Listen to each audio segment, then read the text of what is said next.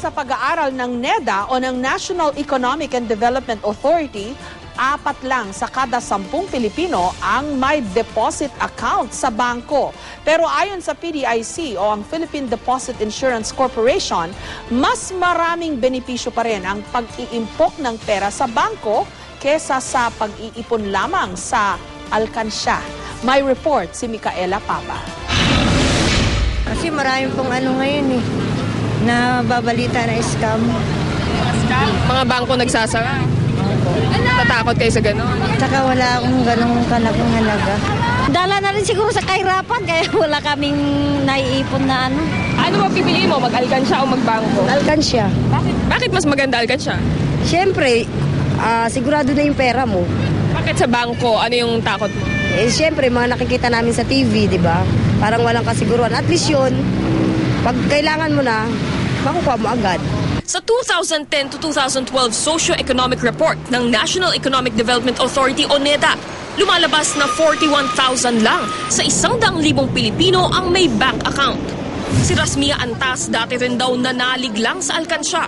Ngunit nang masunog ang ukayan na pinagtaguan ng alkansya, kasamang naging abo ang mahigit 50,000 pisong ipon na nakalaan sana sa kanyang panganganak. Tuwing may tubo kami dun sa binubuksan namin, hinulog namin doon. Kaya nga sobrang sakit. Lahat na yung ipon, pati yung, kumaga lahat andun.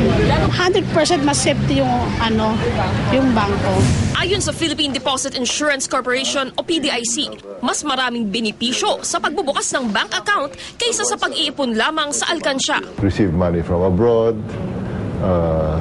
There are so many conveniences, issuing checks, so settlement of payments.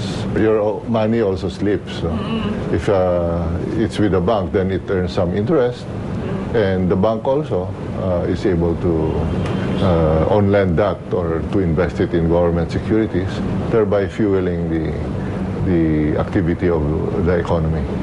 At di tulad sa alkansya na kapag banakaw o masunog ay walang-walang matitira sa'yo. Sa bangko, insured ang savings mo. Sakaling magsara, ibabalik ng PDIC ang ipon mo hanggang 500,000 pesos.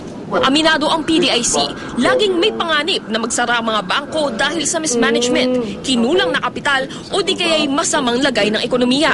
Kadalasan daw 25 bangko ang nagsasara taon-taon. Karamihan mga rural bank. 3 bangko nga raw ang nagsara na ngayong 2013. Pero todo bantay naman daw ang pamahalaan at papasok na bago pa man malagay sa alangan ang bangko. There's constant monitoring of the capital adequacy requirements. Every quarter at least, there is always a buffer.